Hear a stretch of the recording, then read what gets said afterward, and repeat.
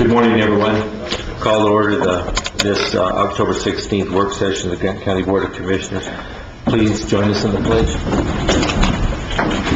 Pledge allegiance to the flag of the United States of America and to the republic for which it stands, one nation, under God, indivisible, with liberty and justice for all. I salute the flag of the state of New Mexico as the symbol of perfect friendship among the united countries.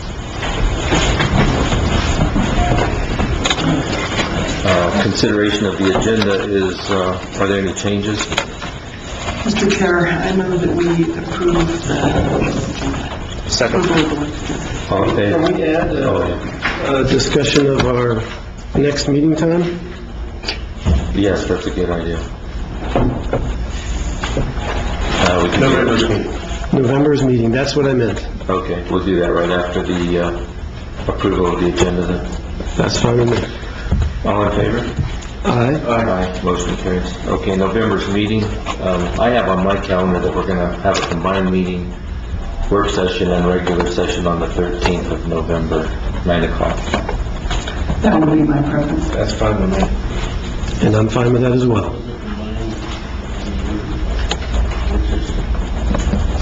Okay, so there will be, the regular meeting will be combined with the work session on the 13th of November, which is a Tuesday. And there will be no regular meeting on the 15th. And no regular meeting on the 15th.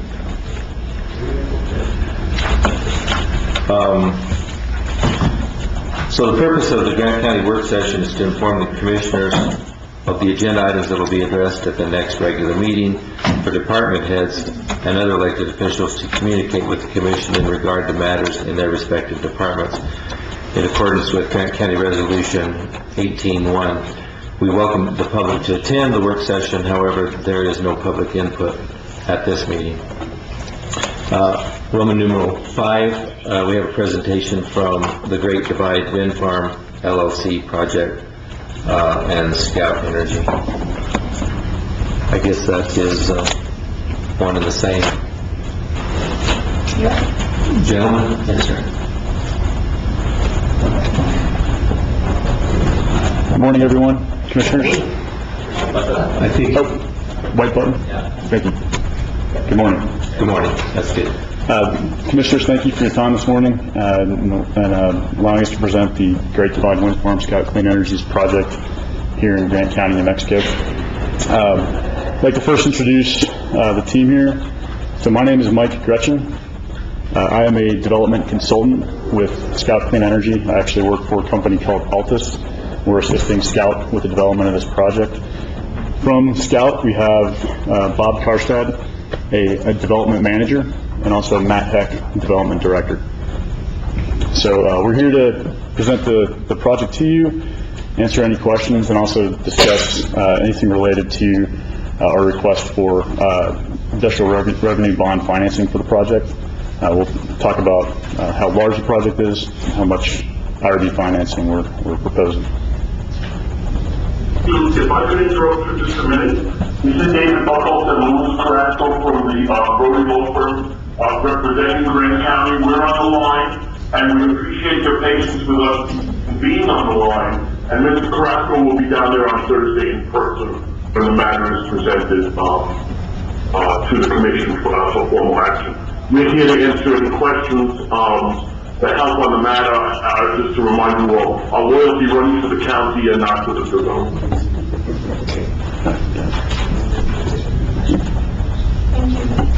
Thank you. Thank you.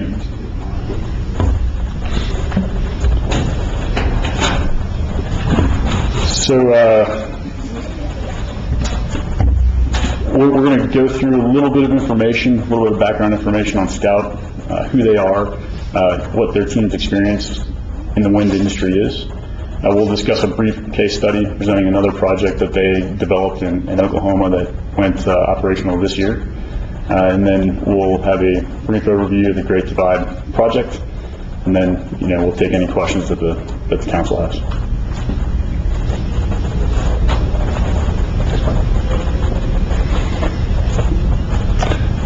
Good morning, commissioners and staff. As Mike mentioned, my name is Bob Karstad, and I'm one of the development managers on the project. Morning.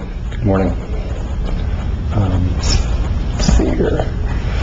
So, Scout Clean Energy, we're based in Boulder, Colorado. We're a renewable energy development company focusing on utility-scale wind projects, as well as not just developing them, but also once we go operational, we have a related sister company that would actually run the O&M on them. We were formed in 2016 as a spin-off or an affiliate of Harvest Energy Services, which is our sister company. Harvest is about 130 employees. We're in the same office physically. They do construction management services as well as O&M once the projects are operational.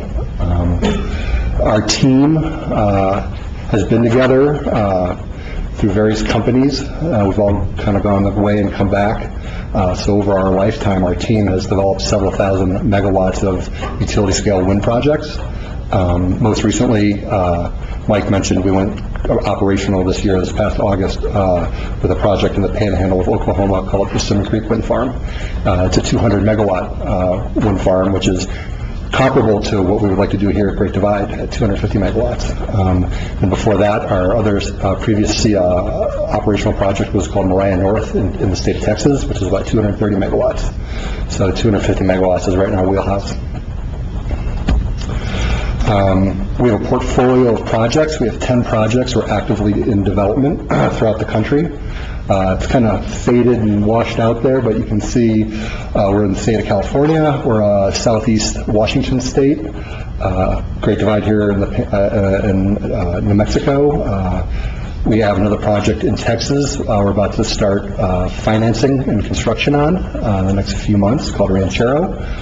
We have a phase 2 in Oklahoma to our Persimmon Creek wind farm. It's called PC2. And then we're up in the upper Midwest, southwest Minnesota, eastern South Dakota, central Iowa, and then eastern Indiana. So all those projects together are over 2 gigawatts of power. It's 2,000 megawatts. So Persimmon Creek, very interesting project. It was a joint venture between us and the initial developer, formerly known as Gestamp, now they're known as Elawan. Elawan needed some help getting development finished. We formed the joint venture, we finished development, we brought the construction expertise and the access to financing that Elawan was lacking to be able to finish the project by the time it was required by the SPP, Southwest Power Pool, which is the interconnect. It's been a very good relationship, and it's also, we have a second phase that we're working on, hopefully by 2020, that'll go, what we call COD, Commercial Operations State, operational. On that project, we've got a mixture of GE turbines, 2.5 megawatt machines, there's 73 of them, and 7 2.3 megawatt machines. You select a machine based on your wind resource. You see what you maximize the output of the machine, and actually there's a financial component. But for 200 megawatts, that's a fair amount of turbines to have. GE also brought financing. We have a great relationship with them between tax equity financing and capital contributions. The project is close to $400 million. The size of Persimmon Creek is smaller than the footprint that we have at Great Divide. It was about 13,000 acres and 120 landowners. Drastically different than Great Divide, where we're looking at just under 24,000 acres and, a half a dozen private landowners. Again, Persimmon Creek was the first phase was 200 megawatts. It went COD just before Labor Day. I think it was August 28th when they finished all the testing and we actually started putting power on the grid. That's just a reiteration of all the two types of turbines. 13,000 acres. The Panhandle of Oklahoma is an extremely windy place. It was very attractive from a wind resource. And we had availability to interconnect. It has since gotten very congested, but we slid right into the queue. And the community there, that's another part of the component to having a successful wind farm is local support. And wind farms are frequent in that area, that neck of the woods. And they were very enthusiastic. I mean, some of our landowners in the first phase also have land in our second phase, and they have other land that are in other developments spread throughout 3 counties. So Great Divide, that's why we're here. We started this project in 2016 with some civil construction work. Basically, we dug turbine foundations and connected them with a few string roads that enabled us to be qualified at 100% for the federal production tax credit, which is a key element to the financing of these projects, which is being phased out. So this was at 100%. If you qualified in 2017, you're at 80%. Qualified next year, you're at 60%, and then 2020 is the cliff. It's gone. Great Divide, just like our Persimmon Creek project, has a really good wind resource for this area in southwest New Mexico. There's a 345 kV transmission line that's available to us that we can tap into. So its proximity to the project is close, and there are a few markets that we can sell the power to. The project is in south Grant County, about 14, 15, 16 miles northeast of Lordsburg. You primarily access the project off of I-10 and Separ Road and then come north. And as I mentioned before, it's 100% qualified for the production tax credit, which is key. And here's our overall summary from all those other slides. You know, just under 24,000 acres. We've got 2 years of wind data. We're going to have a third by the time we actually finance and construct next year. We have 4 what we call MET towers, meteorological towers. Those are 60 foot. We have 3 60 meter towers and 1 100-meter tower that gathers all your wind data, wind speeds, humidity, wind direction, you name it. We gather that data daily, and we have some meteorologists up in Golden, Colorado that analyze it for us and produce our wind reports that banks rely on for financing. Number of turbines for the project, I mean, we're still in early to mid-stage development. Depending upon the size of the turbine, the machine, we're looking between 60 and 100 turbines. If we work on the 250 megawatt number, and depending upon the size of the machine, if it's a 2.5 machine, you're looking at 100 turbines. If it's a 4 series, a 4.2 megawatt machine, you're looking more towards 60. Awesome. This is just a map kind of showing you on the left. That's Grant County, as we know, and we're in the southern part of it. And then on the right is the actual project boundary.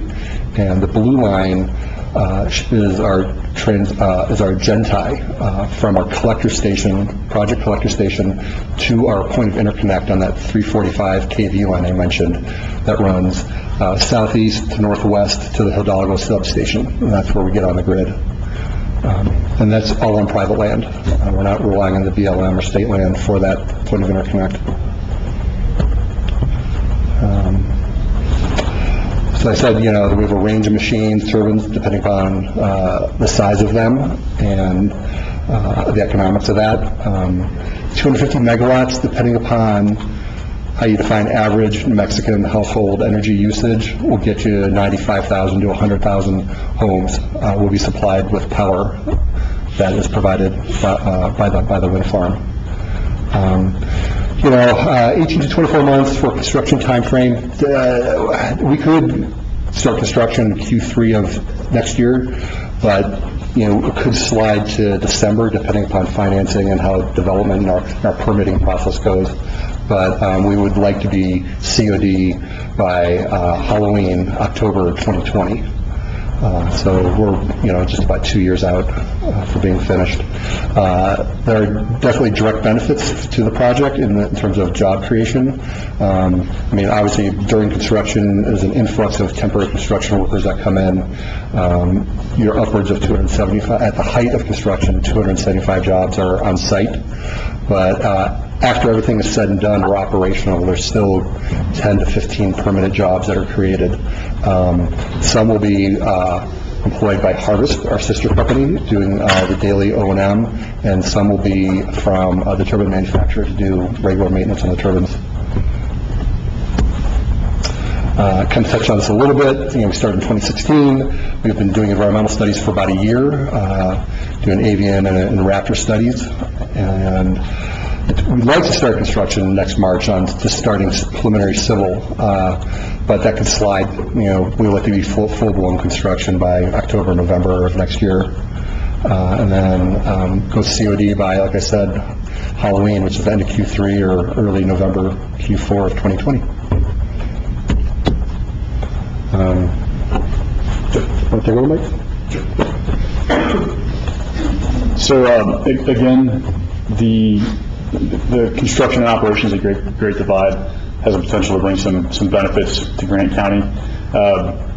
First and foremost, during the construction time frame, as Bob mentioned, we bring in a number of temporary jobs. These are construction jobs. Some of them are sourced externally. Some of them possibly be sourced in the county, depending on what specialties are available and what professions are available.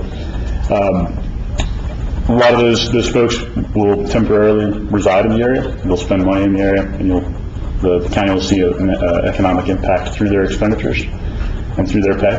They'll be part of the project and will be subject to sales and gross receipts tax.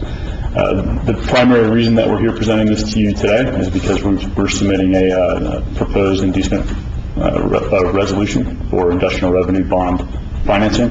So the portion of the project that's subject to sales and gross receipts tax, we estimate should provide roughly $4 million of tax revenue to the county. And then during operations, through the IRB financing, we would make pilot payments to the county and to the school districts, and then a certain number of permanent jobs, which we estimate to be in the range of 10 to 15 permanent positions, would be created in Grant County. So at this time, I'd like to open it up to questions. I guess first, I would say that the inducement resolution draft that we provided to the county manager is requesting up to $400 million of IRB financing for a 250 megawatt wind farm. And at this point, I'd like to open it up to questions from the commissioners. Tell me about the pilot payments. What are those?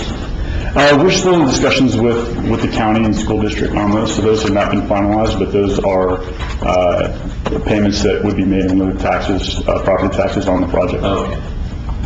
Payment in lieu of taxes. Yes, sir.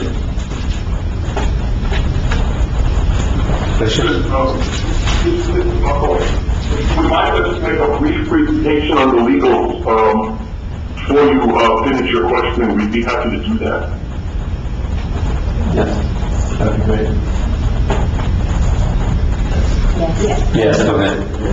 Okay. All right. So I appreciate the good report of your potential developer here. That project is similar to a number of projects that we're seeing throughout the state.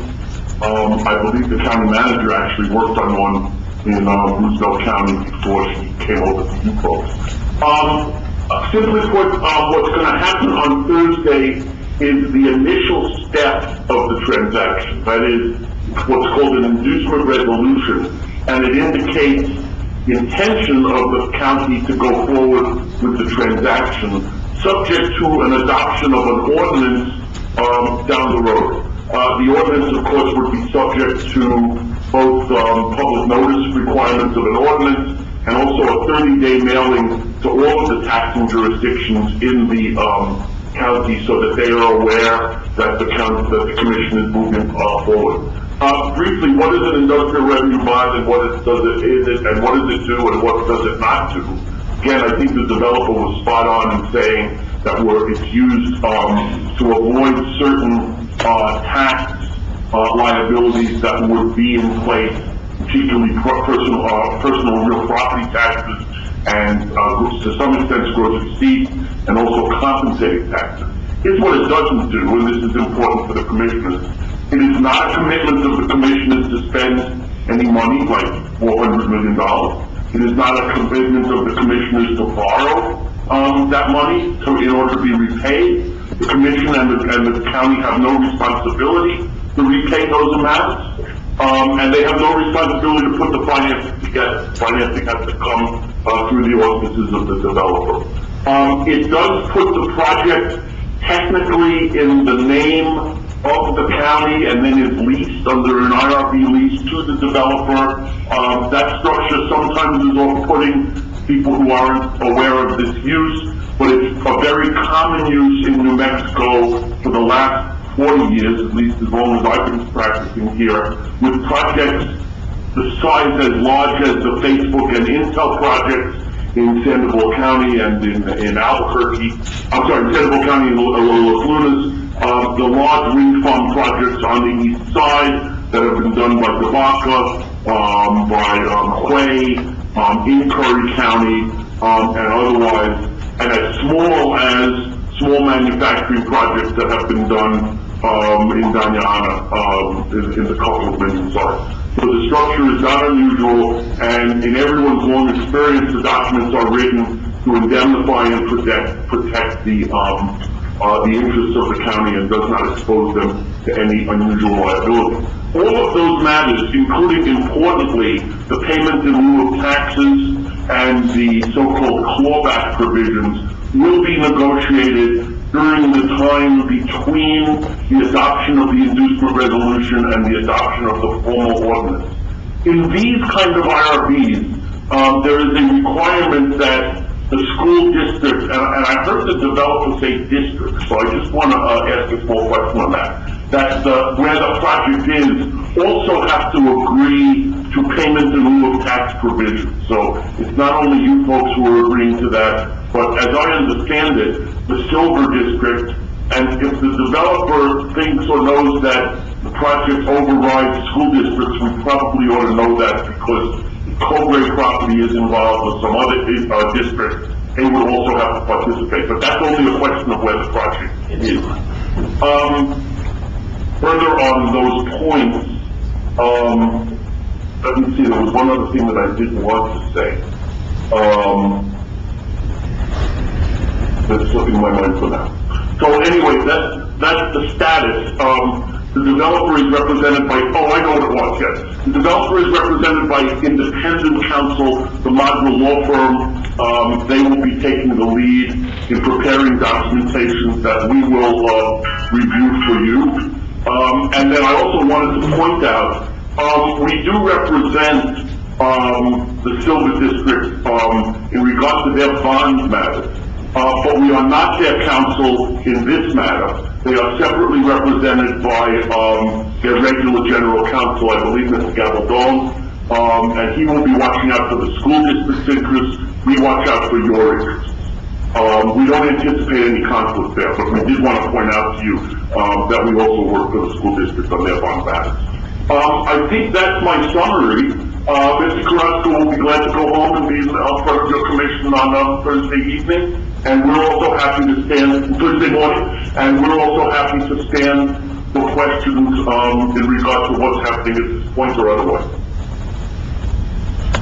Questions for Mr. Burkholz? I have a few. Go ahead. Okay. Thanks, Mr. Burkholz. You mentioned Silver Consolidated and possibly Cobre school districts having to approve this, and I'm seeing shaking heads on Cobre, so. That's a question of where the turbines will be. Sorry. If the turbines cross school borders, that is into Cobre, then Cobre will also have to agree to a pilot. If the project is solely within the Silver District, only Silver has to agree. David, we've already done that research, and it is only lies within the Silver Consolidated District. Okay. So it's only the Silver District that will need to agree to all of this and come to their own terms. Correct. So my question reflects the fact that I'm employed by Aldo Leopold Charter School, which is a state charter school that receives property tax revenues from Grant County under SB 9 and HB 33, but not under some other provisions that the school district receives property taxes under. Is the charter school involved in this decision? I think the answer to that is no. I want to scratch my head a little bit after this meeting, but I think the answer is no. SB 9 and 33 monies come directly from the state. They are a variety of monies, including distributions from the permanent fund, etc. Okay, yeah, you might want to look into it. In any way by industrial revenue fund. You might want to look into it after our meeting, Mr. Gorkholz, because only a very small portion comes from the state. Most of it comes directly from the county treasurer.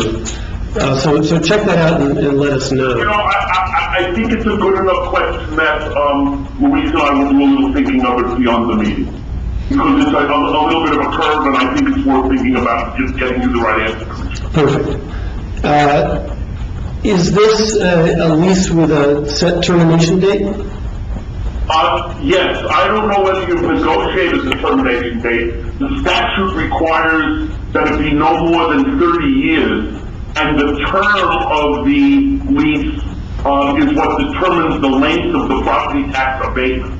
So that if you have one that's extended to the full term of the statute, the property tax abatements and therefore the payments in lieu of taxes will extend to 30 years. The commission has the authority, if it wants, to set a shorter term, and within negotiations with the developer, and if you set a shorter term, then the property tax abatement and the receipt of payments in lieu only run for that period of time. So the quick answer is up to 30 years, no more than 30 years, possibly less than 30 years, and subject to negotiation between you and the developer.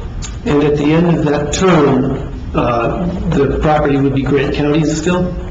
No. No, at the end of the term, the property is basically ceded to the developer by the termination of the lease provisions and goes back on the property tax roll. But it's not a lease to purchase, it's just that at the end of the term, it goes back. Okay. That's right. And technically, it's the county as lessor or owner, because technically the county is the owner and then leases to the developer. The developer pays payments under the lease during the term of the lease, including any of the bond repayments. And at the end of that, the property reverts back over to the developer. Commissioner Brown, in my past experience, the lease coincided with the bonds. So if they were, the bonds, the financing was for 20 years and the lease was for 20 years. That's how they're typically done on the eastern side of the state. So Yeah, that's what I heard. it works best that way. And our previous discussions, or my previous discussions with Harry, is that's what we were talking about. I don't know if that's changed or... That's my knowledge. Shaking heads no. Yeah. And I don't know for whom this question is, but do we have an estimate of the revenue that we would be losing out on if we agree to this property tax abatement? So I am, I'm kind of raking them over the coals right now, over the pilot payment. We're a ways off, in my opinion, and David and Louise are gathering some data from other similar sized projects that have happened in the state to try to get an idea of where we should be on that. The idea is that you don't lose money off of this. You would want the pilot payment to be either equal to or above the property tax abatement, right? Yeah. That's not much of an inducement. In what sense are they saving money if they're paying in lieu of taxes an amount equal to or greater than what they would pay in property taxes? If I could maybe help here, perhaps this is part of the equation, perhaps not, but you start with the premise that right now, before the development, very little property tax is being collected, because it's empty land, I presume. If the developer were to go forward with the transaction without an IRB, you would calculate the property tax that would be paid by applying, to the assessed and then taxable value, the amount of mills that are available in that particular area of the county. Just by 30,000 foot view, I generally go by the calculation that says $1,000 of property tax all in for every 100,000 of value. That's a very broad view approach. But if you extrapolate that to $400 million, you get something like $4 million a year, if I'm doing my math properly. 1,000 per 100, 10,000 per million, 100,000 per 10 million, a million per 100,000, and then 4 million for 400,000. So very, very significant property tax. If the project went forward without the IRB. So the property tax abatement does provide a significant inducement to the developer, so much so that the county will say, all right, if you would have paid $4 million to do this without us, and you're doing this with us, is the number will require that be paid to us in lieu. School districts will do the same thing. So that's sort of how that plays out. The pilot payment generally is much more than what the property tax is now on empty land, but significantly less on what it would be if the project went forward without the basis of an IRB. Now, in addition to that abatement, there is also an avoidance of gross receipts and compensating tax. Depending on the nature of the expenditures, most of that abatement affects the state of New Mexico and not the local government, because the compensating tax is paid on equipment that would come into the county from out of state, and that tax is paid to the state of New Mexico, but not to the local government. To the extent that personal property is deemed to be purchased within the county's property tax, the gross receipt tax is abated, but I believe the developer also alluded to the following fact, that certain gross receipt taxes on bricks and mortar, if you will, as defined for this kind of project, is nevertheless payable. Certain gross receipt tax is payable even without regard to the fact that an IRB is in place on certain construction activities, and those are taxes that are to the benefit of the county while the construction is going on. So, in summary, you had my description of how property tax is calculated with and without the IRB, the use of the pilots to temper the scope of the property tax abatement, the fact that compensating tax is abated at the state level, a significant benefit that really doesn't affect the county, and that the county will still be in line for the receipt of some gross receipt taxes on what are deemed to be construction services relative to the building of the project. And again, at the end of the lease, all of that goes away, and assuming the turbines are still functioning well and profitable, we revert to normal state-assessed property taxes and normal GRT. That's correct. That's correct. Is a question for the contractors. You mentioned $4 million in gross receipts tax as an estimate. Yeah, I would characterize that as a very rough estimate. Maybe to make it rougher, you said to the county, and I'm wondering if maybe that wasn't just the gross receipts tax calculation, not the county. That is correct, yeah. We did not take a deep dive and try to figure out exactly what would go to the county. That would take a deeper analysis than what we So we might be talking about $1 million to the county. Possibly, yes. And we can certainly do a deeper estimate for the commission if that would be helpful. That's it for now for me. Someone like that deeper dive, please. So the property that you're talking about on the lease, that's not the real estate property, that's, yeah. Correct. So the current owners of that property would retain ownership? Absolutely, yeah. The IRBs are just on the lease that's the property that's deeded to the county and then leased back to the developer is the personal property that we bring in and install on the real property. Questions, Mr. Hess? Okay. Okay, thanks. Thank you. Any further questions? Thank you, Mr. Chairman. We got and we that we have in place with him that sort of describe in a little, in the same way that I did orally, the presentation, so that you'll have something written down that helps you on that. Happy to answer questions, happy to be in the deal, and of course, county manager, individual commissioners, if anything comes up to you during this process, feel free to visit with them. Thank you very much. Thank you. Thanks for your time. Chairman, we don't have this slide presentation, correct? Yeah.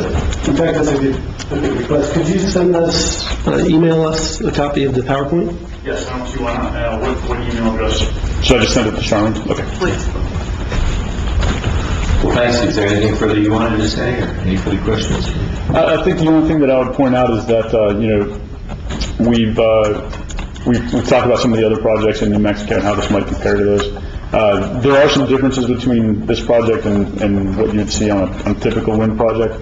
One of those differences is apparent if you look at the acreage required for example, Scout's project in Oklahoma, where we did 200 megawatts on 13,000 acres, and here we're doing 250 on 24,000 acres.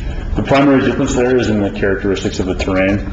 On a very flat, in a very flat area, you're able to put turbines closer together and also have a much lower cost of construction. We're constructing this project in a somewhat mountainous area, so the cost of construction of this project and the amount of land involved is going to be higher than what you see on your standard wind project. So there are some differences between this and what you might see, for example, in an eastern New Mexico project. That's just something, a characteristic of the project that I've asked the council or the commissioners to be aware of. I guess actually, just want to clarify, we've got a couple of transmission projects that keep coming to us, Sunzia and Southline.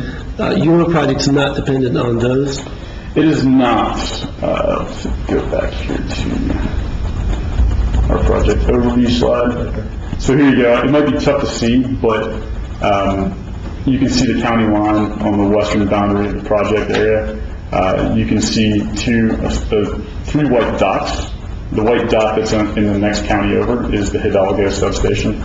From that substation, running to the southeast, is a 345 kV El Paso electric transmission line. We're proposing to connect into that existing transmission line. The two white dots that you see within the project area, the northern one would be the collector substation, where all of the electricity generated by all of the turbines is aggregated and put onto an overhead generation tie line, that's represented by that blue line that would run to a substation that would be built along that 345 kV El Paso electric line. Now I can see it. Yes. Apologies for the difficulty in seeing that. Thanks. Thanks. Absolutely. I know you talked about, well, it's interconnecting into that 345 lane, but where are you selling the power to? I mean, are you any closer with that, or is that something you can discuss at this point, or? That's kind of important as the end purchaser. Sure. So we're sort of actively marketing the project now. We do not have a buyer for the electricity lined up currently, but that's an ongoing process that we'll continue to look into. And I'm assuming that it's going to go west and not east, right, as I'm accustomed to seeing? That's more likely to go west. Certainly there's higher demand for electricity as you head west. So at what point can this process, if you don't have a buyer for it, will this whole thing stop? I mean, that's pretty key, right? To have a buyer for it. They'll get a buyer. Sure. So there's sort of a myriad of options for buyers for electricity. Bob mentioned the project in Texas that we're working on now. We're expected to start construction in December.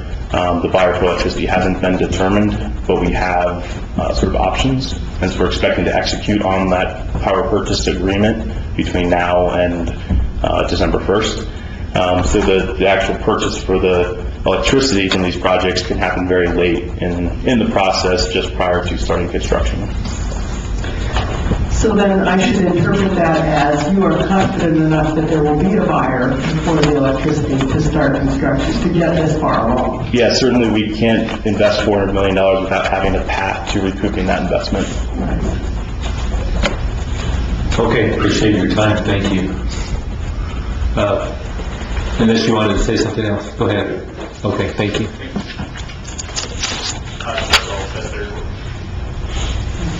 County Manager Webb, would you review the agenda for Thursday? Sure, Mr. Chairman, Commissioners. So you will have the regular report from Gila Regional Medical Center from Ms. Arias on Thursday. Linda, do you want to go through the expenditure report, please?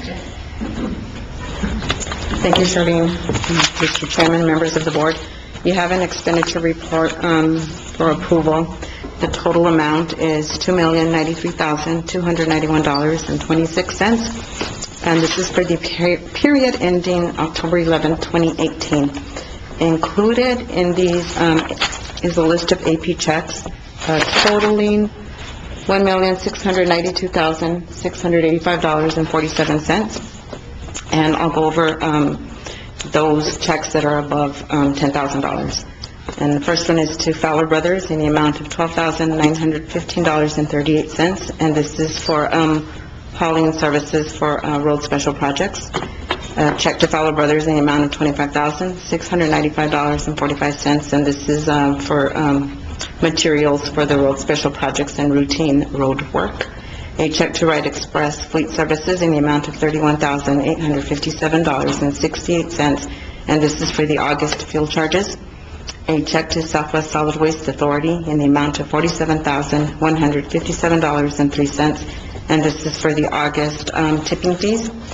A check to Ascent Aviation in the amount of $20,531.59, and this is for the July jet fuel purchase.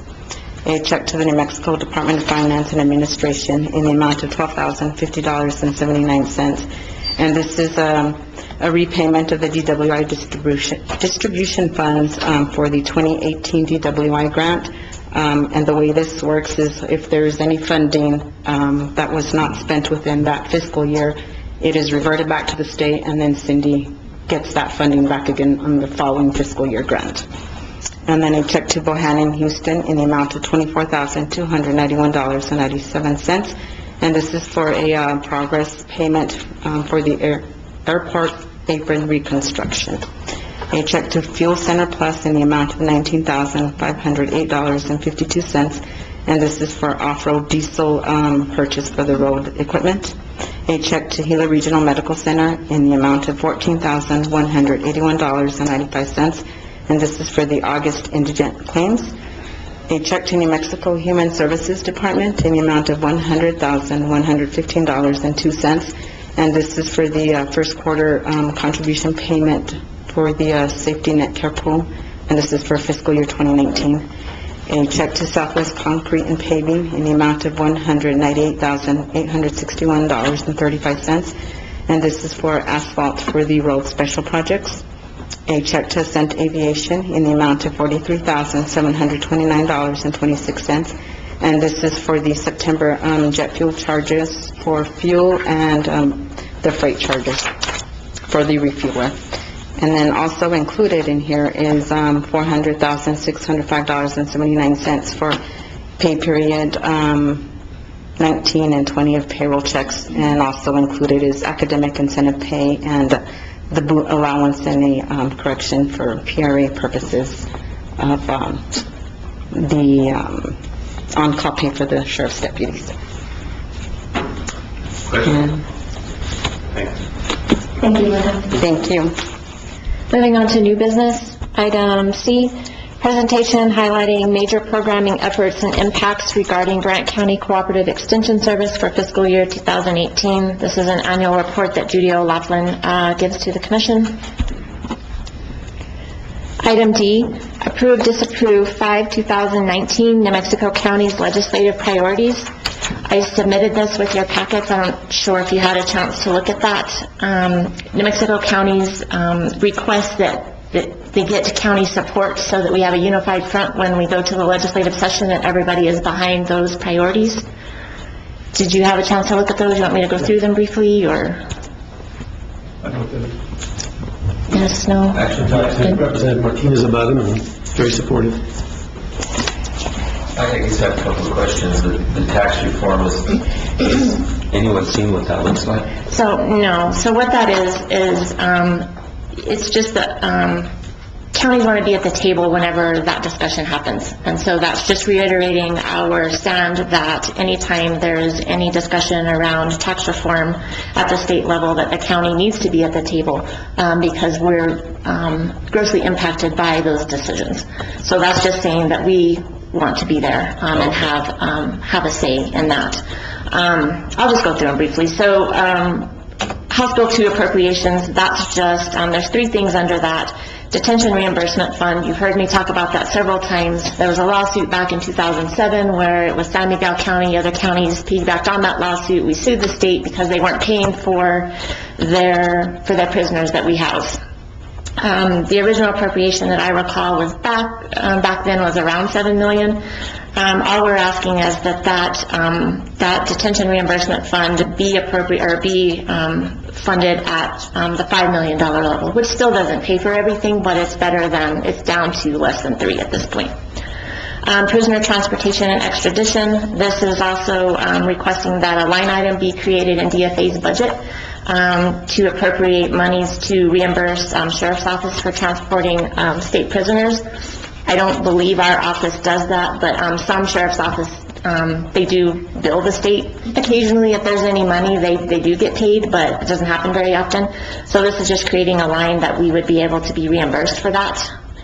EMS funding, same thing, wanting an appropriation of $5 million to have a designated revenue source. Right now, that's kind of one of those volatile areas that we never know what we're going to get. So that's just asking that those be included in House Bill 2. Tax reform is just, we want a seat at the table. Fire protection fund, there was a lot of discussion during summer conference about this, and what that request is to remove the state fire marshal's office and the fire protection fund from out underneath the PRC, hopefully to improve the service and the relationship from counties to the state, because right now it's under that umbrella of PRC, and that's a little difficult to deal with at times. So that's just a request to move that out. Because what has happened, we talked about this last year, is the sweep of those funds. As long as they're under that control, it's a lot easier for that to be swept. And then counties are struggling, trying to figure out when we're going to get our payments, how we're going to make our loan payments, that sort of thing. So that's just trying to make that a little stronger and get it out from some of the bureaucracy of the state and creating its own. Behavioral health. So you've listened to Mike and I talk over and over again about the effect of behavioral health on detention centers across the state, not only adults but juveniles as well. And so this is just asking that basically the state needs to step up and help us with this behavioral health issue that we're going through. They consistently say we need to do this, we need to do that, but there are no resources. The last thing is Forfeiture Act reform. There was some consequences that nobody really realized back in 2015 when this was originally passed, that passes some pretty hefty costs off to sheriff's departments when they seize property. So this is just cleaning that up and fixing some of the confusion that was created in that. I don't know if you want to add to that, but we tried this last year, didn't get anywhere, got some friction, so it just was kind of dropped, so we're trying it again. It's just basically cleaning up some confusion in the law. So that's their top priorities. Any more questions? Go ahead. So on the detention reimbursement, I assume that what the goal there is to bring into a line more of what the reimbursement rate is in our actual cost of detaining someone per day. We'll bring that per day rate more in line with the actual cost? Yes, that's one way of putting it. It's basically just getting paid for the state prisoners that we house. So the way it works now is they take a snapshot picture of your population on June 30th at your detention center. Never fails, ours is really low that day.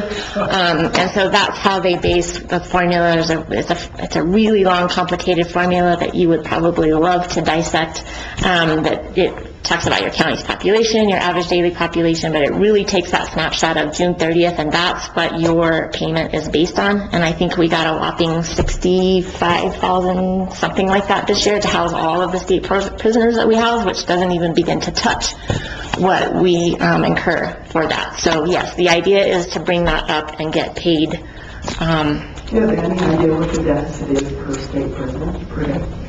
I couldn't tell you that because every detention center has a little bit different housing costs. So, I mean, if you look at it, and I can't tell you right off the top of my head, and I'm not sure that Mike can, how many prisoners we house each year for the state. But if you look at our calculated rate of $86, is it 86 now? $86 a day to house a prisoner, and they gave us $65,000. So it's a big gap, and so we just want them to pay for what's rightfully theirs. So on the fire protection fund, then taking it out from underneath the PRC and doing what with it? Making it an independent? Creating its own department. Okay. All right. And then on the behavioral health, do we have any idea what kind of dollars we're asking for on this? No, ma'am. So the last question has to do with our role in the individual commissioners' roles in making sure that this kind of stuff happens. And I assume that at any point that you need our help at the legislative session, we'll discuss that. Yes, so, it's one of the things that, I encourage you to be involved. They send out usually, if not daily, when things really start ramping up the legislative session, you receive regular emails from NMAC or NMC now that says, hey, these things that affect counties are coming down. If it's something that strongly affects it, then I would say, yes, I really need you there to testify on this bill. Or those are the things that we just... So as the session ramps up, we'll look at the things that are really important. So you're going to look at that and say, oh yeah, we need people up there. And so you'll hear it from me, but you'll also get direct communications from them as well. And so I would just really encourage you guys to pay attention to those things, because that's really the big picture that we have to look at, that what affects us, and try to have a grasp on those things as they're coming down from the state level before they affect us, so that we're prepared rather than reacting. So, well, I'm sort of thinking ahead to the fact that we're losing two term commissioners and, how we're going to ramp up for that. Right. So it'll just be an educational curve for the new ones, as well as you guys are still, you got your feet wet last session, hopefully. So you'll be the veterans now. So what this is for more than anything is so when Steve Kopelman and Brian Moore, and I don't know if they've even replaced Tasha yet or if they're going to, so they can walk into a hearing room and say, we have 100% of the county commissions on record with supporting these items. That's what this is for more than anything. And back on the tax items, currently those gross receipts tax are, I'm guessing, because I used to know this, but like 42 different increments or 27 different increments. I knew it was a lot. And then some of them have to be voted on by the public, some just have to be voted on by the commission.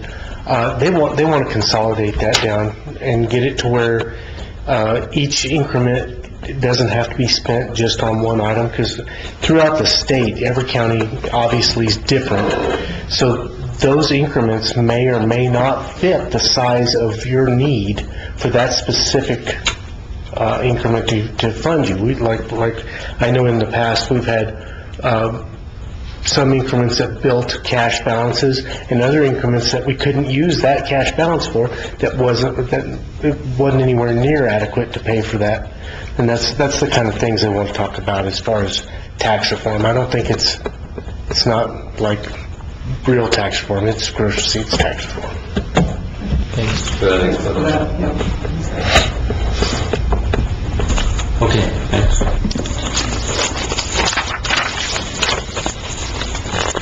Next item, well, we're under agreements. Item, yikes, I should have brought my glasses. E, approve, disapprove ratification of grant agreement number A1646, amendment number 2 with the State of New Mexico Local Government Division for CDBG project. This is for Tucasa. What this is it is adjusting our budget to reflect what our actual cash match was, so our cash match for architectural engineering services. So it's just adjusting that budget to reflect what we actually paid for in kind. So it's just cleaning that up, and this is a ratification of my signature because that payment has to be made by this Friday. So they didn't have time to process that, and this is over $100,000 reimbursement, so that was important for us to get that back by, I believe it was October 10th. So I did sign it, so you are ratifying my signature so that we can get that $100,000 reimbursement. Does this mean that all of the costs are in there? I know most months I'm asking you, how much is going to be left? This is a CDBG grant, there won't be anything left. Nothing left on this one? No, we will spend it all. Okay. Or it has been spent. Any more questions on that? No. Item F, approve, disapprove agreement number A1832, contract renewal for county manager. My contract is up for an additional year renewal in October. The only change I submitted has to do with the cost of living increase that everyone received. I got that, so I adjusted my salary to reflect that. No other changes on my behalf. Item G, approve, disapprove agreement A1833, contract renewal for county attorney. Addie? Mr. Chairman, it's exactly the same as last year.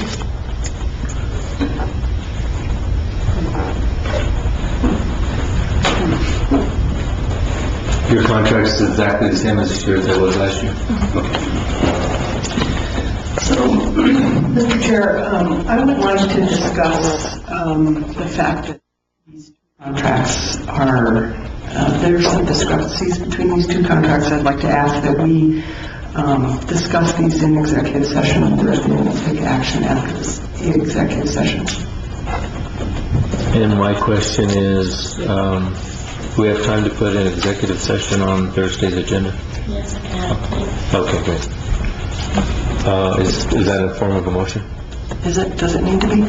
Or we can just do that? Okay, let's do that. Is that okay? Yeah, I guess I'm a little confused on the parts that belong in executive session and the parts that don't. But I can get clearer on that before Thursday. You can discuss the personnel, you can discuss the contract, but then you would take action on those contracts afterwards. So we would list those as items in executive session. You can discuss whatever it is you want to discuss, and then you take action.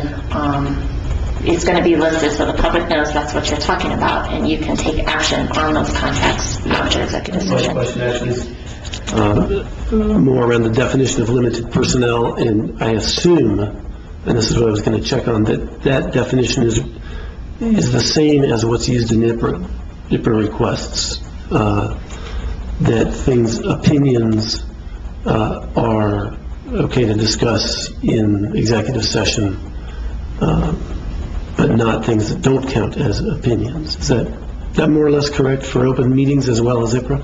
That's my understanding. Yeah. Generally, yeah. I can double check it, but I think Okay. it's fine to discuss the contracts, the terms of the contracts, and performance reviews, that kind of thing, in executive session. Okay. Thanks. I'm going to add that for Thursday. So we should, do we need to specify that we would also discuss performance review for the county attorney at that time? If that's what you would like to do. Yes.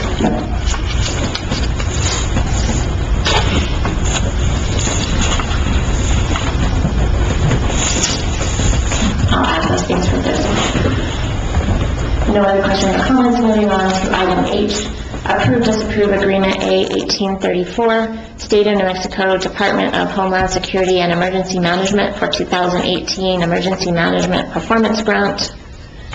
Gilbert, sir, do you want to come explain, other than the most important part, it pays off your salary, what this grant does?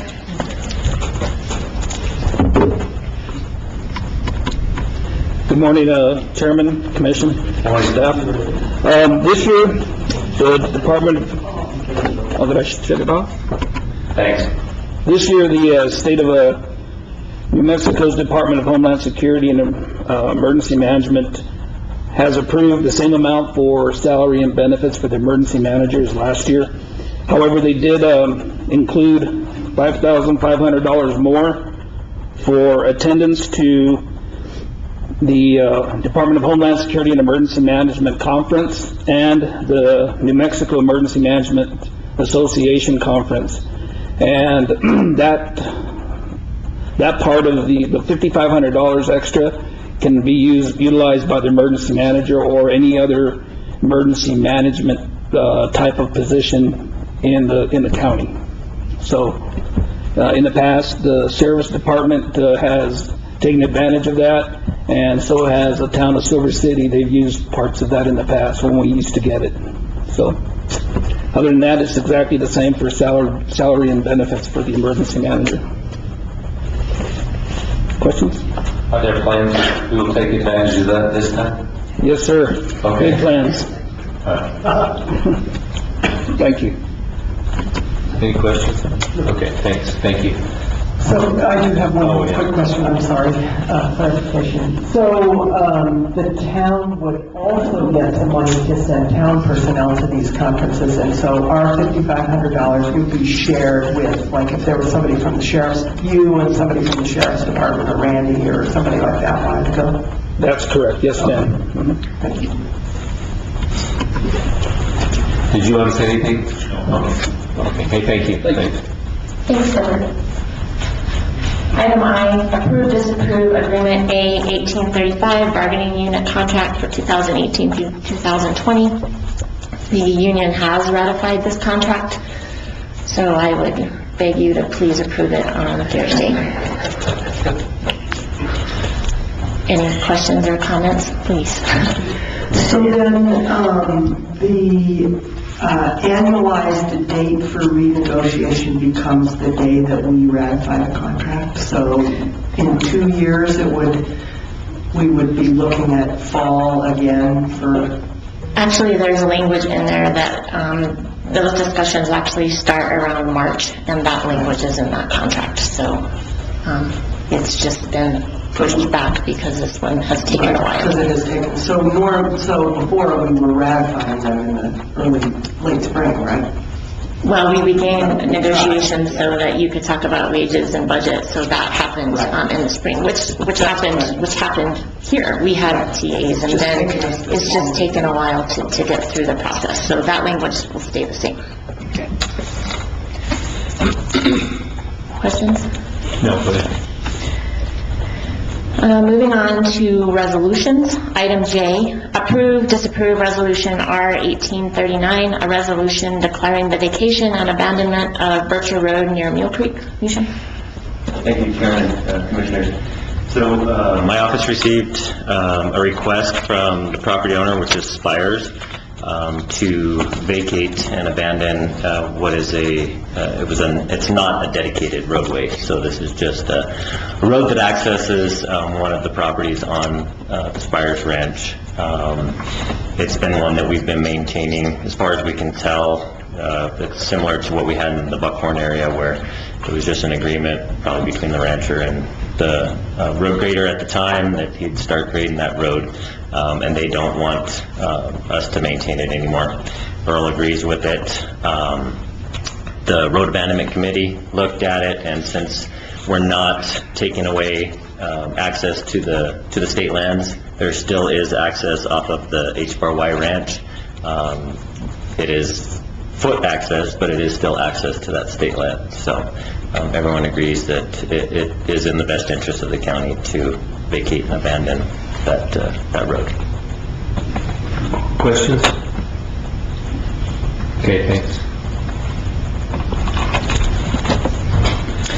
Item K. Are you still thinking? But I can't formulate a really good question right away, so it's going to have to wait, and I'm sorry that I wasn't prepared for that one. Okay. Item K, approve, disapprove Resolution R 1840, a resolution declaring the vacation and abandonment of Allen's lots 5, 6, and 7, road easement only, and authorizing the sale thereof. Alicia? And again, the Chairman, Commissioners, we received a request. This is an actual purchase agreement that's happening on this one. This is a dedicated roadway. So this one was dedicated when the subdivision, so this is a fee simple. It actually is a piece of property that is dedicated to the public, therefore owned by the county. So that's why there's a sale thereof on this one versus just vacating and abandoning. And what had happened, the subdivider dedicated it to us back in the 60s, I believe. Then when he sold the 3 lots to the Karchners, he sold it to them with the road as part of the deed, and not realizing that he didn't have that ability. So in title, that's where they found it, now that there's a transaction going on. So we need to clean that title up, and it's been gated. It's not an access road. There's nothing else that it services other than those 3 lots. So again, the Road Abandonment Committee looked at it, Earls looked it over, and it made sense to them that we abandon, vacate, and sell it. So they've had it appraised, and the appraised value, I think, was somewhere around $400. So they will pay the county $400 for it. $400. So it looks like there's one property in there that's not going to have road access. They're okay with this? I don't... Schultz? No, that it does not access their property. Where is their access? So, okay, the piece that's gonna dead end, where it dead ends into Karchners, it's not the whole Windy Flat Road that's going away, and this is one of the issues that why we're trying to correct our parcel maps, where everything's shifted. But if you shift the road over, it's the little piece of Windy Flat that accesses those 3 properties that are owned by Karchner. Oh, okay. So you still have the first part that goes into Ford and Schultz and Robbins. That is still going to stay as a dedicated roadway. So when you said it was gated, it's sort of gated at the end of that? It is. Got it. It is gated right at the Karchner property and has been since they purchased it. So what it really does then is it goes through to El Toro Lotto or whatever they're... Yeah, okay. It looks like Toro, but it's El Toro. The other way, huh? Yeah, the other side. Okay. Okay. Thank you. Thank you. Any more questions? That makes perfect sense. Item L, approve, disapprove Resolution R 1841. Just to summarize that, this is the inducement resolution that Mr.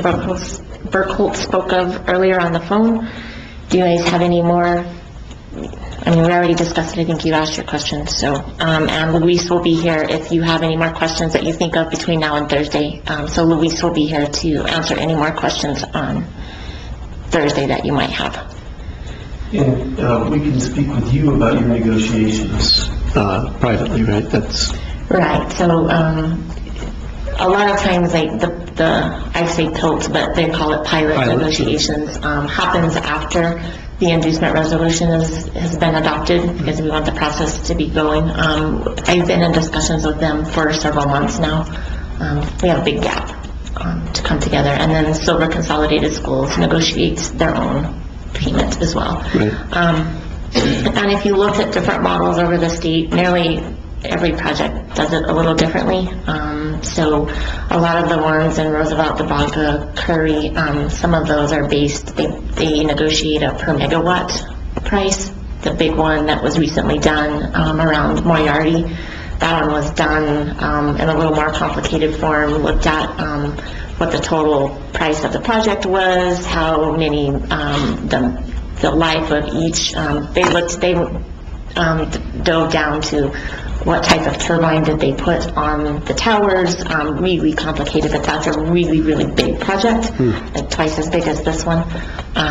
So that's why we're really just trying to look at things differently.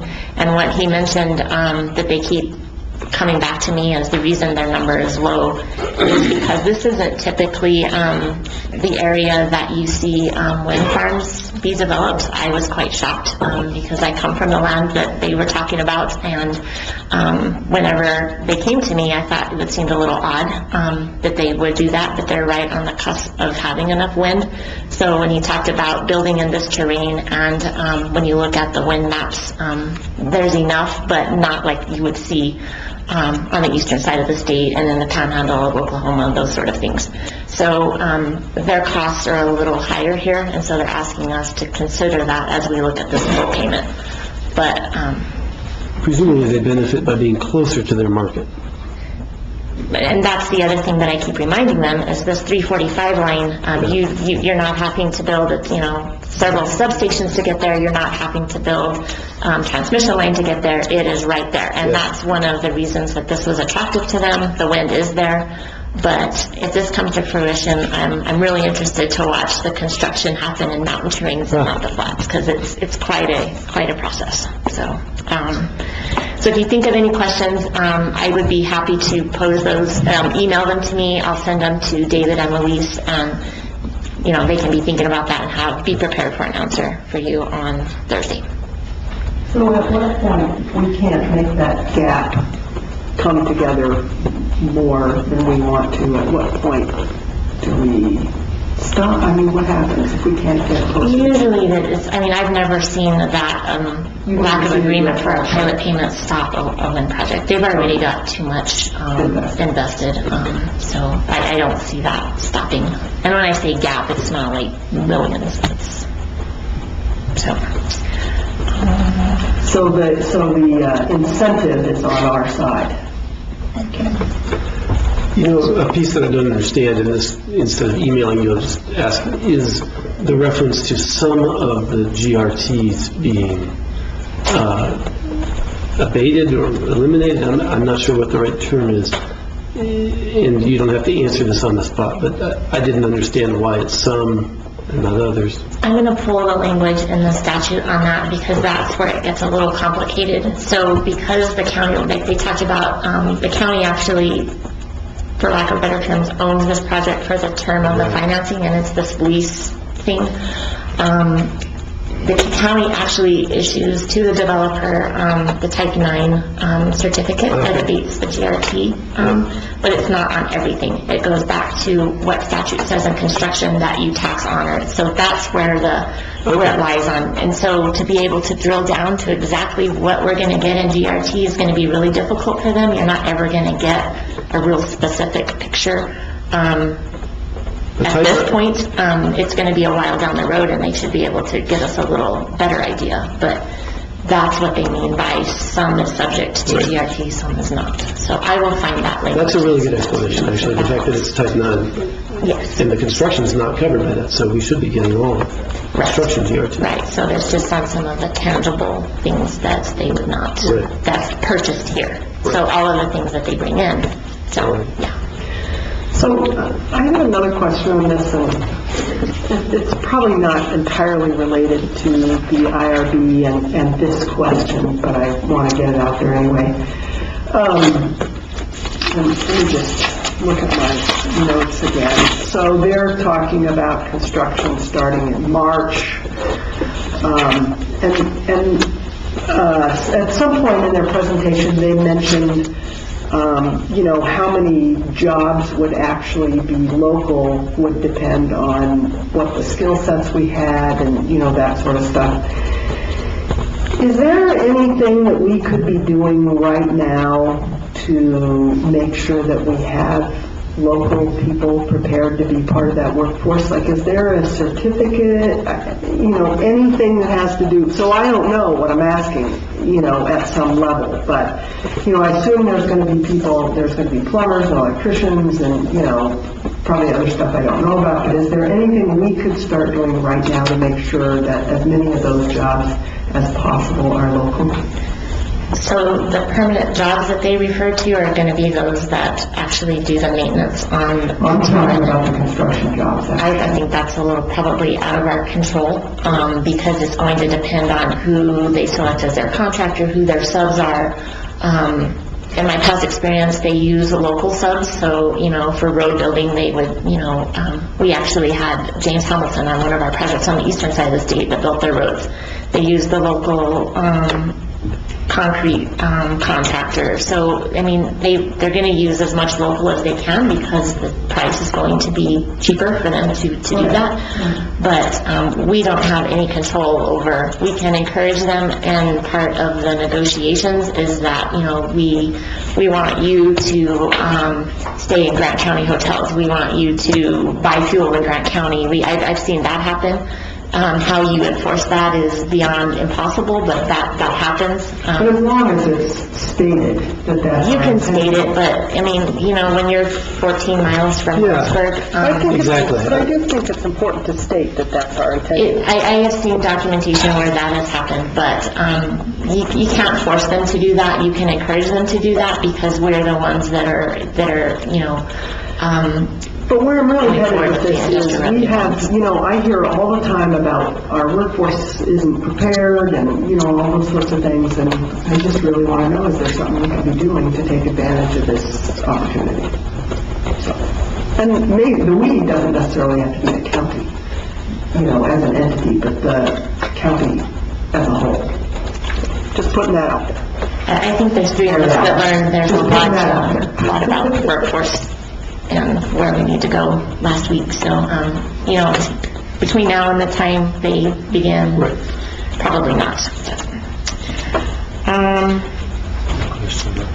Any more questions? No. Next one, item M, approve, disapprove resolution R1842, adoption of Grant County Employee Manual for 2018. Abby, I'll just turn this over to you. Mr. Chairman, Commissioners, this has been an ongoing, definitely needed project that county administration has been working on, and you've received the updated draft. I know that Commissioner Brown really likes red lines, but unfortunately I don't have a complete red line copy for you because the project has gone over many years. So this is possibly draft 20. I don't know. I mean, it really does take, a big effort, many meetings and many drafts to do a revision like this. I would say our goal, of course, is to update and to clarify, fill in holes that were not filled in before. For instance, we didn't have a complete harassment reporting process in our old manual. We really needed that. We didn't have a layoff process in our own old manual. We have one now. There are many more advantageous terms in the employee manual for the employees. So far what we've done is to communicate with the employees. We have provided the draft to the employees free of charge, and we've held a meeting in which they could come, or during which they could come and voice any comments that they or concerns to us that we were. Actually, no employees came, which kind of made me feel positive that maybe they saw the need for this. And however, we did get some questions by email. We answered those questions. So far, it's been a pretty smooth process. We'll see if we get anything else. We're happy to answer questions. Let's see. So then, of course, we have it on the agenda today for discussion. We notified the employees of this meeting and of Thursday's meeting where, we'll recommend approval, but you may not approve. Since the draft went out, I think we had a couple changes. I put the name on there. That was pretty minor. I think in your There should be a document available to you in your Novus that will show these very minor red lines. Did everybody see those? Yeah. So what those are,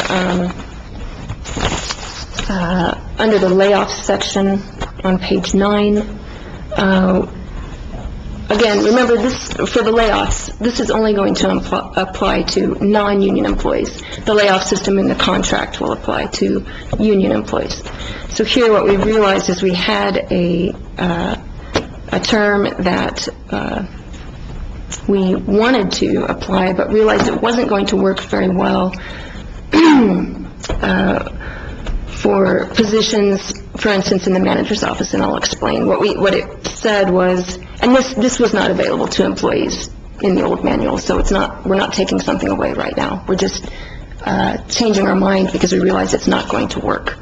And what it is that it was during layoffs we had put regular employees will not be laid off until after all temporary, seasonal, and probationary employees have been terminated, which sounds great, except if you look at an office, for instance, the manager's office, where we have these in-between employees that are regular employees, but they're not union employees, and we need the ability to fill a position that's possibly more vital and than a position that we would like to eliminate, maybe due to budgetary issues. For instance, say you have the HR position opens up, and you've just filled it with a probationary employee, so that'll last 6 months, and we have another position, say accounts payable. This is totally random selection of positions, that has been filled by a regular employee for many years. However, we determine, gosh, we need to lay off somebody in the manager's office, but we think that the HR position is more vital, even though it's held by a probationary employee at that time, than the accounts payable position. Does that make sense? We need to have that ability and that discretion to fill the more vital position. It doesn't mean down the road that we, excuse me, couldn't apply that pecking order. We could. We just didn't want to make a requirement and therefore be bound by it if we ran into that situation, which is very possible, because I think in offices like the manager's office, if you do have to eliminate a position, again, this is completely hypothetical, I don't want to freak anybody out, you're going to rearrange duties, and okay, these employees can take those, and I think you just need that flexibility. Anyway, so that's why we took that out. The next... You can put something like, in normal circumstances, blah, blah, blah. I thought about saying something, we discussed maybe saying unless, or, right. However, you're going to have to justify that when you hit that situation. So we thought it was better to take it out and then still have that option available to us. Okay. We could still do it. You can always do something, that's not specified and more favorable to an employee. So. Understanding that this was never in the old manual. It wasn't. Right. This is something that we are putting in now. So this is a proposed change that's now being proposed? It's something, it's something that I had put in there, and then another employee pointed out the difficulties that it would create in filling positions in that scenario that I just described. Again, it's not going to be union employees. Right. In the overtime section on page 31, I realized I had just left out the word non-exempt in saying who is going to get overtime, and that is defined earlier in the employee manual. And then I thought we were adding something that would be more favorable to the employees, but then I realized after talking with another employee that it would be less favorable. If you look at the sections that I've redlined, the old employee manual, what it said was we'll give you overtime for 40 hours a week, or we'll give you overtime on a daily basis. Say if you work an 8-hour shift, you'll get overtime for anything over 8 hours. If you work a 10-hour shift, we'll give you overtime for over 10 hours. However, it was an or, and we never followed, well, I shouldn't say never. We had the option of following either, but we always followed the 40-hour overtime, which is the FLSA. In preparing this manual, I had added these thinking that they would be favorable, because it would be, okay, you can get the 40 and the 8 and the 10. Does that make sense? I'm not sure if it all... It seems like it's more favorable to get overtime on the day basis, which is not required by the FLSA, but when I spoke with an employee about the ability to flex time within a 40-hour week, I realized it would be less advantageous.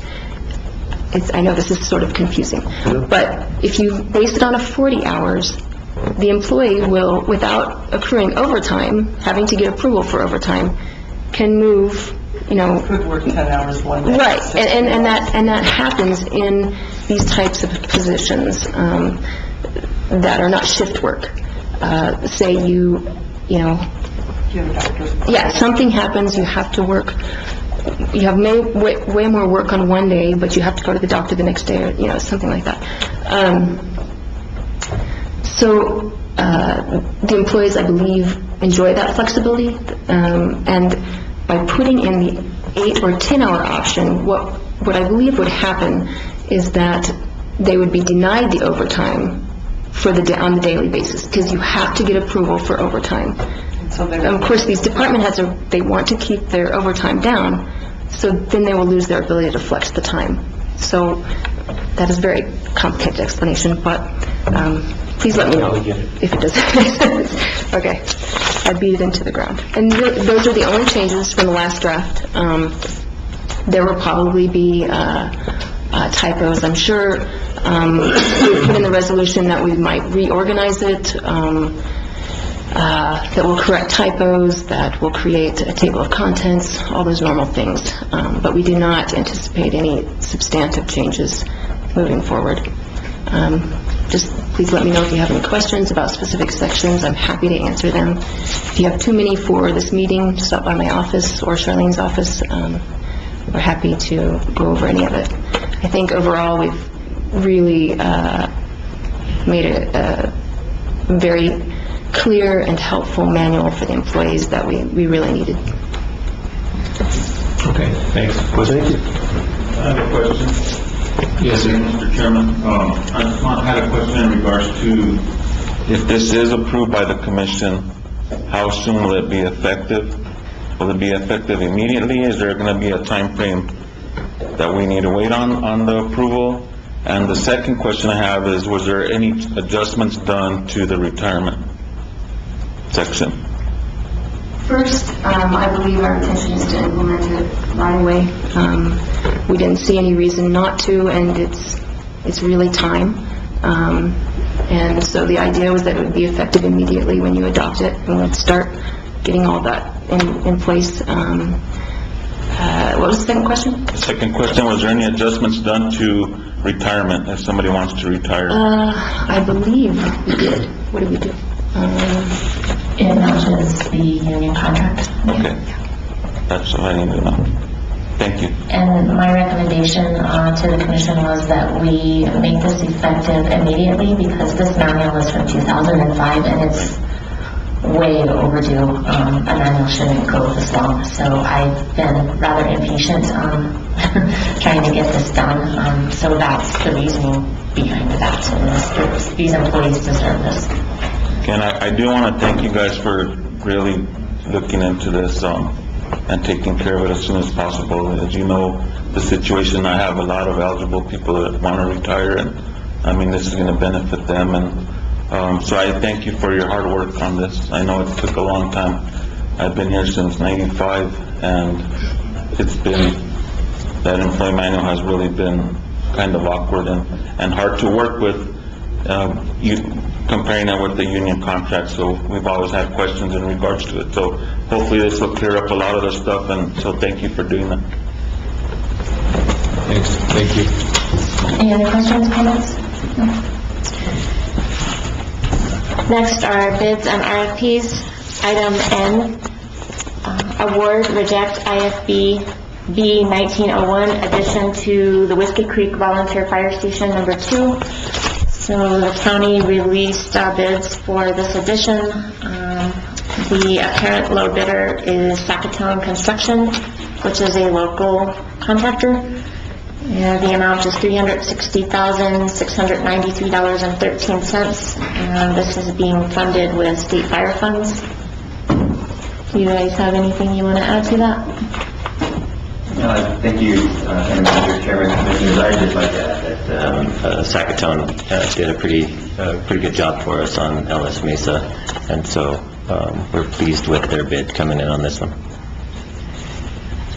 Okay, thanks. Item O, award, reject IFB B1903 Tyrone Access Bridge. We released bids for this, opened on September 20th.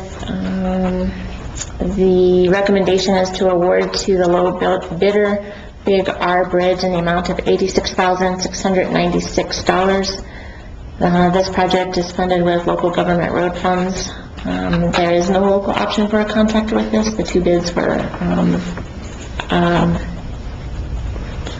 for companies that do this. This is a prefabricated bridge that gets delivered, and Earl's staff will install. And remind me, what road is this again? It's on the Tyrone Access Road. It's that bridge coming right off of Ridge Road. The state has recommended that we get that bridge replaced. It's only got a 5-ton weight limit on it now. And there's a rancher down there that hauls cattle, hauls hay and stuff, so we need to get it replaced for them. So they can use, there is no other alternative to get into Ridge Road unless you cross that bridge. What's the weight limit going to be now? I'm sorry? What's the weight limit going to be now? The new one will be 80,000 pounds. Okay. On there, so 40 tons. 20 tons. 20 tons. Is that the one that crosses the, what canyon is that? I don't know what it is, but it's that one that's down there on Macaulay's land. Okay, it's the one that's way up off the ground. Yeah. Yeah, we've repelled it from it before. Yeah. They're the one that we put that big chain link fence up there for, huh? Okay, thanks. Next item is Healthcare Claims Board action. Item C, approve, disapprove September 2018 health plan claims in the amount of $18,916.50. There were 6 claims to Gila Regional Medical Center and the amount of $18,220.25, and 1 claim to Gila Regional Ambulance and the amount of $696.25. Other item is approve, disapprove indigent burial from Bacchus Funeral Home in the amount of $600. Questions on either one of those? And then the last item on your agenda is executive session today to discuss county manager's performance evaluation. And that concludes your agenda review. Do you have a report for us? Thank you, Mr. Chairman, Commission members. My report is going to reflect the detention facility update. We have 4 vacancies. We have 3 newly hired applicants. 2 of them have started this week, and we expect the other applicants to start sometime within the coming week. I attended the Detention Administrators Conference October 3rd in Albuquerque. I also attended the Accreditation Council meeting in Albuquerque on October the 11th. The conference provided administrators with detention issues we discussed all of those issues that are statewide. 8 hours of crisis intervention training was provided to all the administrators, and also a presentation from Justice Daniels on the pretrial release program. My comment on the pretrial release program with Justice Daniels, I think one of the things that I really wanted to see if there was a possibility for the detention center to participate in is there is a grant that was available through the pretrial release program. Bernalillo Metro Detention Center is currently, it's a pilot program, But under that pilot program, they fund a position as kind of a case manager for all the inmates that have been released under the pretrial release program. And what they do is they follow the inmates once they're released. They either through, they have kind of like a television that they do, that they'll have scheduled meetings with them where they'll go out to their homes, make sure that they attend all of the hearings, make sure that they have a job, make sure that they have, some of the necessities that they're needing, and just kind of keep track of the inmate, make sure that they, under the pretrial release program, that they absolutely meet all the requirements. And once they've done that, then, they've got something to fall back on, something to help them. And this is kind of a case management program, and I really thought it was everything that we're trying to do here also in this county, also through the Stepping Up program. So I thought it would also be a kind of fit into that process that we're having to do here, and that it's just the statistics that we were given by the project manager is it's doing very well. And so hopefully the intent of part of that program also is for the recidivism, cut down on the recidivism. So I gave him my information. I don't know if it's going to be a possibility, but I asked him if we could participate in that grant, please let me know and at least send me some of the information so we can, I can at least look at that and see what benefits we can get out of that particular program. But I thought that was very beneficial.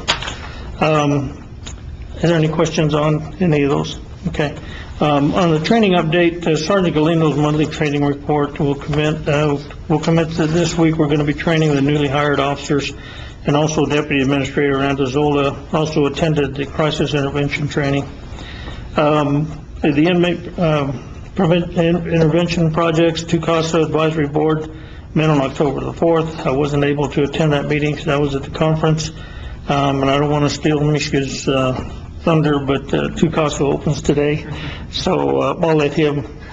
He worked very hard on it, and I appreciate everything that you did and everything that you did to help us put that thing together. And we are kind of looking forward a lot of years for this day to come, so thank you for what you did.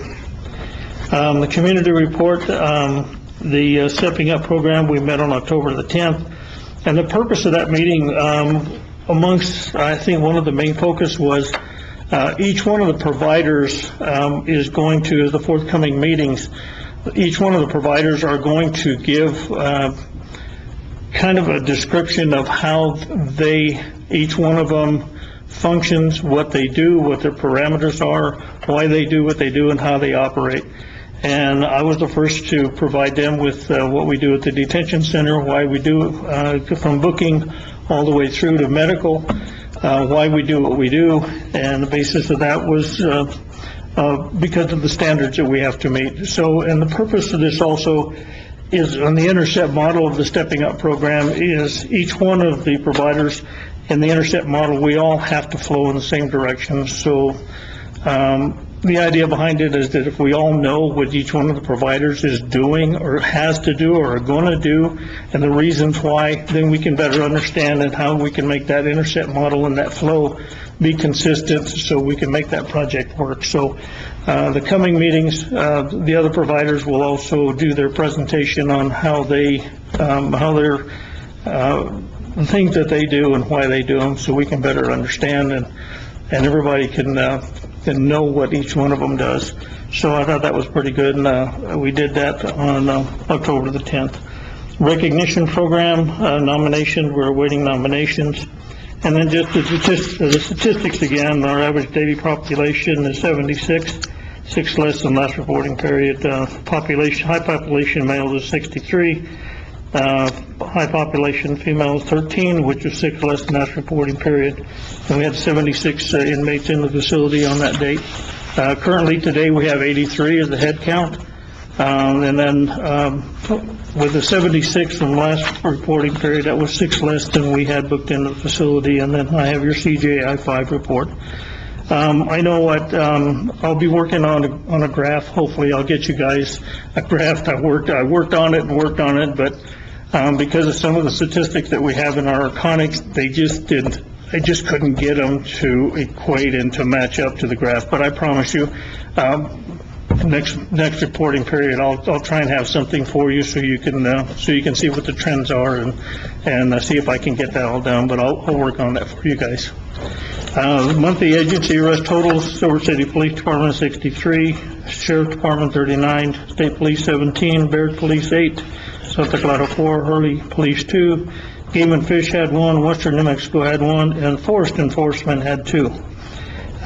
Probation, parole, warrants, and special management: 19 district court transports, 16 magistrate court Division 1. Division 2 magistrate court had 2. There were no other court transports. Medical transports total 6. The total number of transports equaled 43, which is 67 less than last month, and that was due to a decrease in the medical transport during this reporting period, and Magistrates Court Division 1 had also a decrease in the transports. 35 probation violations. We have 11 inmates that are currently awaiting transport to rehab and to the Department of Corrections. There's 11. And total inmates charged was 50, and total special management 4. That's my report, sir. Thank you. Questions for Mr. Country? A quick one relating to our earlier discussion about state reimbursement. In section 2, number 5, there's a list of, in your CJI 5 report, there's a list of persons confined for different authorities. Is that the number that they look at when they decide how many state prisoners we have that we should get reimbursed for? No, well, no, sir. What happens is the state, Manager Webb was saying, is every year they pick that one day to determine how many of the state prisoners we have at that one day, and it is absolutely not a reflection of what we have the total year. Yeah, so they don't. What we do is we provide them with the number of state inmates we have for that day, and then that's what we reflect on the report, which is not anywhere near what the cost is for what we have to pay for the entire year. And they do that with each detention center. For whatever reasons, I guess they don't want to have to pay the total cost of what it actually costs a detention center to house a state inmate for the entire year, but they only pick that one day. So I did understand all of that from the earlier presentation. My question is, let's pretend this report were as of June 30 rather than October 11. Yes. Is this the source of the data they would be looking at? We could use that, sir, yes. So if I were to look at this report every time you submit it to us, I'd have a good idea of the average of that number over the year, as opposed to the snapshot on June 30. I just want to make sure I'm using the right data. Yes, and what they usually do is they don't take the average for the year. They just take it for that one particular year. The same thing happens in schools, right? There's 3 snapshot dates in a year. Yes, sir. It has little to do with your actual average. Yes, sir. And it could be a legislative tool. I mean, if to ask for your all support, for the commissioner's support, if you need, whenever you go up to Santa Fe, and you can, certainly I can provide you with some statistics if that's what you need to go up there with some ammunition, so we can maybe fix this problem, because it's long overdue, and it's been going on for a lot of years. Or maybe we could set the date to be the date at which we always have the highest number. Yes. Well, I think that's why I want to see the data in a graph. Yes, ma'am. So that we can see the kind of thing that Mr. Brown is asking about. Yes, ma'am. And what I intend to do next month is the CJI 5, the information that I provide for you in that CJI 5, I want to try and put that into a graph for you. Great. That's what my intent is, so I can get all the numbers and everything to match up. And I'm going to have to do that on Excel, because our Conics won't be able, it doesn't provide that kind of information. So I'm going to have to develop that graph and do it on an Excel. Yes, ma'am, you're welcome. Yeah, thank you, Mike. You're welcome, sir. Thanks, Mr. Moore. Thank you, Mr. Chairman, Commissioners. The contractor did finish the Covered Sand Road up. It came out pretty nice. I was pretty pleased with it. We're still waiting on the striping guys to come down and get it striped. I'm kind of at their mercy. They usually don't come down until they've got a bunch of striping down south. They are supposed to let me know when that's going to happen. I do have a contractor that's going to go over there the next couple of days. I got 4 manholes that needs to be raised up on there. We'll get that taken care of. But other than that, it come out real nice. We've got a crew that's cleaning culverts right now. They started out there in the Red Rock area, and they should be done out there, and they're gonna move into town and start cleaning culverts here in town. Other than that, it's just pretty much business as usual. So did the whole cottage sand thing, did that take care of that Archer Road issue as well? No, but we did dump some dirt on that driveway before it ties in to cottage sand and got that entrance fixed up for it. Thank you. Mr. Villa. Thank you, Mr. Chairman, members of the board. Just want to thank Mr. Lockett, our maintenance superintendent, for the work that he's been doing and what he continues to do. So they worked at the fairgrounds, getting the facilities ready for the fair, included some sand for the animal pens, replaced some frost-free hose bibs, roof had a leak. We were able to get to that during the fair, had that done. We did attend the after fair board meeting. They were real happy. They're really happy that they get the support from the county, and so I'm really pleased the attention he put at the fair this year. I think we had a lot of good compliments. We had no major issues, so I want to thank all of you and the county manager as well for. They wanted me to thank you all for your assistance in each year in helping them with the fair. Again, the maintenance department went down to Hatchita.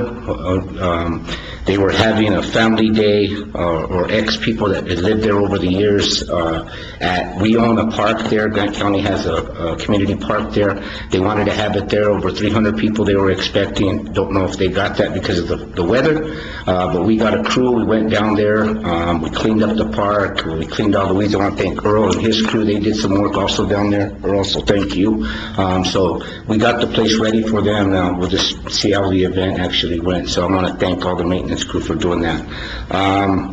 Getting ready for winter, obviously. As you know, we're having some colder days now, and so we're getting the boiler on over at the courthouse, taking down all the air conditioners and disconnecting those and trying to get those as winter-proof as we possibly can. That's it for that. Corte Caminos, I was going to have Ms. Dominguez here to give a report on ridership and stuff. She's under the weather, so she wasn't able to, she barely speak. She's coughing so much, so I let her slide today. Airport, everything's going well. I sent you guys an email on what was going on at the airport. Really interesting with the research they're doing out there. And again, they've rented a lot of equipment within Grant County, and so it brought a little boost. They are going to give a donation to the airport, so don't know how much yet until we get it. They haven't been able to fly like they wanted to on these scheduled dates, obviously because of the weather, but there's still some dates that they're looking at trying to get those balloons up in the air. So I want to thank Rebecca for all the work that she's doing out there, because with her airport manager skills, I think it's made my job a lot easier on knowing what's going on out there, so I wanted to thank her for that. On the fire front, obviously quiet, but I do want to recognize Fort Baird. Fort Baird had an ISO rating of a 4, and so what that does is just going to bring more revenue to them on an annual basis. And so I want to thank Chief Chavez and his folks over there for what they've done and had their ISO rating. Whiskey Creek's going to have an ISO rating in December, or ISO inspection, I should say. Santa Rita's having their ISO inspection in November, so we'll hopefully, with working with them and trying to get them on the right track with the information that they need, the training that they have to provide the ISO inspector with, we might see a decrease in their ISO rating as well. Other than that, unless you have any other questions, that's all I have. Any questions? Yes. So I thought the balloon research thing was really cool. Thank you for sending an email about it. Was that something, did they find us, or did Rebecca go out and find out? Mr. Chairman, Commissioner Edwards, a little bit of both. I think, as you saw the email, they were in Artesia, they were in Las Cruces. So when they just reached out to her, she had heard about it, but they did make the initial call, and then she went out and researched calling those other airports to see really what it was all about. She was excited about it. Again, it wasn't much revenue to us, but it brought some exposure to us, and that was the important thing. And that's why I think she's real creative on what she does out there. So. Well, I think you guys do a great job, and thanks to Rebecca for making that happen. Yeah. Still a decision from the DOT on Essential Air Service, right? No, sir. Check every- Chairman, Commissioner Brown, as far as we know, I think my last conversation with Rebecca was that it would come in November. And if the decision is to change carriers, will November give a new carrier time to maintain continuous service? Yes, we already have reached out. Obviously, if it's boutique, then it's just business as usual. We've reached out to Advanced Air, yeah. And they have assured us that there will not be any delay as far as they know, as far as obviously starting on January 1. How that happens, they have talked to Rebecca numerous times on where we would go with the service if they were to take over. So I don't see any issues with them. I'm really glad to hear that. Thanks very much. Right. Okay, Mr. Large. I have one more thing. I have one more thing I want to say, sorry. And I don't know if this is going to be legal or not for campaigning, but I just want to, make sure that the people support the county bond. I think it's important. We're putting patches for the maintenance department. He wanted me to say something. So I think it's important when we start just putting Band-Aids on stuff, it just gets worse and worse. And later on down the road, we are really going to, I know I've been at the facilities with the maintenance superintendent, and it's one of those things that we need all the support. So I challenge all the elected officials within Grant County and all of the employees of Grant County to please go out, tell your family and friends to help support this. Thank you. Thank you, Mr. Large. Thank you, Chairman, Commissioners. Just a quick little update on the asset management plan. We finally got those critical items to the contractor, so now they can get that included in the plan. Hopefully get that thing buttoned up here pretty quick. Rosedale Road, we've got the grant agreement has been completed and signed on our end. I don't know if we've got it back from Santa Fe yet, but in talking with Earl and with the county manager, that one's going to need to go out to bid in late winter. The colder weather's just not gonna work for us to try to get construction going. I was hoping to get it moving faster, but they've had to tell me to slow down.